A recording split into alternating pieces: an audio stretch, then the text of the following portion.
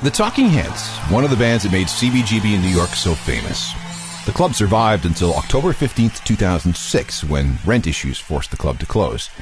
Hilly Crystal wanted to move everything inside the club to a new home in Las Vegas, but then Hilly died of lung cancer on August 28th, 2007. And that led to a fight between Hilly's ex-wife and his daughter over his estate, and that didn't get settled until the summer of 2009. The daughter got whatever didn't get scooped up by creditors and estate taxes. Now, the building is still there at 315 Bowery at Bleecker, but it's now a high-end men's fashion store for John Vivartos. At least they preserve some of the ambience.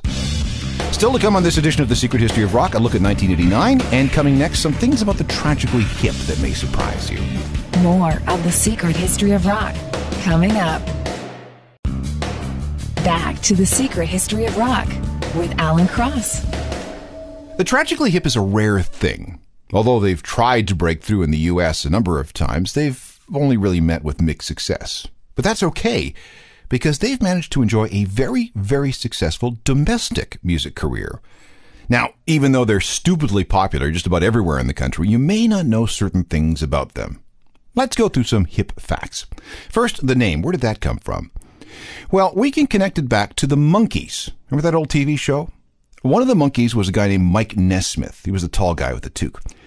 In the 1970s, he got deep into music videos at a time when nobody was doing music videos. Some people will say that he practically invented the modern music video. Then in 1981, he released an hour-long video collection called Elephant Parts. It was a bunch of music pieces and comedy bits, and it was partly financed by the inheritance from his mother, who was the inventor of liquid paper, whiteout. One of the comedy sketches on the tape was called The Tragically Hip. It features someone asking for people to contribute to the Foundation for the Tragically Hip, poor afflicted people in need of jacuzzis, Lamborghinis, and cocaine. Back in Kingston, the guys who were forming this new band liked the sound of The Tragically Hip, so they adopted it.